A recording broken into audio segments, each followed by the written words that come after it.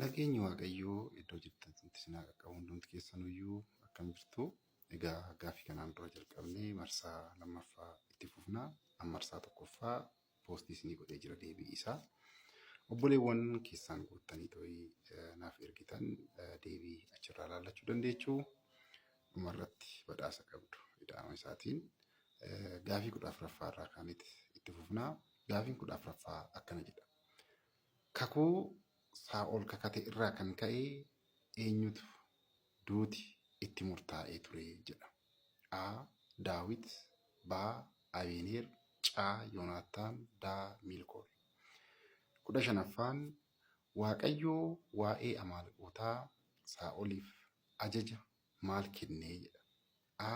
Mootii qofa akka ajjeesan, B. Guutummaa isaanii fi horii otoo hin hambisin balleessuu, C. Gabroonfachuu, D. Biyyaa ari'uu. 16ffaa Saa'ol ajaja sana cabsee maal hambisee? A. Mooticha Agaagii fi horii gaggaarii, B. Dubartoota qofa, C. Ijoollee qofa, D. Warqee fi meetii. 17ffaa Saamu'eel aarsaa dhiyeessuu irra bakka duwwaa wayyaa jedhe.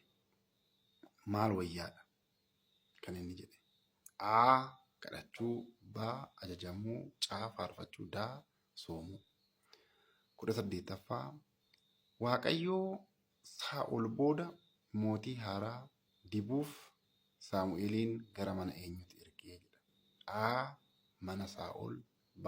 Mana Isseey, C. Mana Eelii, D. Mana Naataan. 19ffaa Namni bifa ilaalaa, Waaqayyo garuu bakka duwwaa ilaala. A. Dheerina, B. Garaa, C. Qabeenya, D. Beekumsa.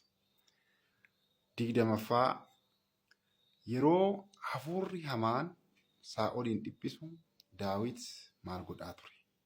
A. Baganaadhaan faarfachaafii ture. B. Nyaata qopheessaafii ture. C. Waraana hoogganaa ture. D. Gorsa laachaafii ture.